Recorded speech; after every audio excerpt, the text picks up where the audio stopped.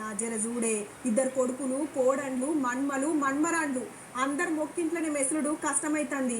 MLA sump మాట చెప్పి గా డబల్ బెడ్రూమ్ ఇన్నొచ్చేటట్టు చూడే నీకు పుణ్యం ఉంటది అని బతిమలాడుకునేది. కానీ ఇప్పుడు ఆ ఆఫీసర్లు ఆ ఎమ్మెల్యేలంతా మనూరికే రావట్టిరి. దొరకక దొరికినందుకో ఏమో కావాల్సిన వాటి కోసం ఖరాఖండిగా అడుగుతాండ్రు.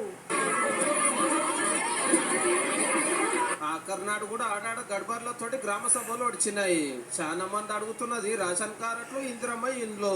ఏళ్ళకెళ్ళి ఎన్ని అప్లికేషన్లు పెట్టినా ఇవ్వకపోయేసరికి ఇప్పుడన్నా ఇస్తారా ఇయ్యరా అని గట్టిగానే అడుగుతున్నారు. 30 ఏళ్ళ బట్టి కిరాయి ఉంటున్నాం, మాకు రాలేదు. చాలా పెట్టినాం. రేషన్ కార్డు కావాలి ఇందిరమ్మ కింద ఇల్లు పెట్టుకోవడానికి. పేర్లు రానోళ్ళ అప్లికేషన్లు మళ్ళా తీసుకున్నారు. అరే ఎన్ని మాటలు దరఖాస్తు పెట్టాలని కోపానికి వస్తున్నారు జనము. పాప 15 సంవత్సరాలే ఇప్పటి దాకా రేషన్ కార్డులు ఇచ్చలేదు. కేసీఆర్ ప్రభుత్వం ఉన్నప్పుడు చేసినా అప్పుడు రాలే, ఇప్పుడు మొన్న కూడా చేసినా అప్పుడు రాలే, మళ్ళీ ఇప్పుడు చేయమంటున్నాం, ఇప్పుడు కూడా చేసినా ఫోటో తీసుకున్నాడు. మన ఆధార్ కార్డు జిరాక్స్ పోయింది సార్కు, మరి ఇప్పుడు సార్ మన అన్న పేరు లేదు. ఇప్పుడు ఎన్నిసార్లు చెట్లు అడిగింది అక్కడ ఓట్ చేసేటప్పుడు మాత్రం ఇందిరమ్మ ఇల్లు ఇచ్చినాను, ఫామ్ ఇచ్చినాను, రాలే. జిరాక్స్ మిషన్ రేవంత్ రెడ్డి పంపిస్తే ఇంటికాడ రోజు తీసుకున్నా. ఎన్ని కానీ జిరాక్స్ తీసుకోవాలా?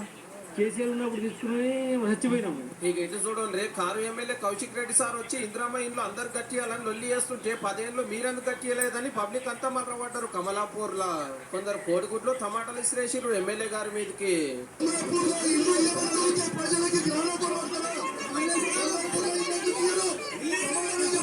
కోరుట్ల ఎమ్మెల్యే సంజయ్ సార్ వచ్చి మా కేసీఆర్ సార్ అది చేసిండు ఇది చేసిండు అని స్పీచ్ దంచుతుంటే మీరే ఇల్లు కట్టియలే రేషన్ కార్డు కట్టియలేదని వీళ్ళంతా జగడానికి వచ్చిర్రు.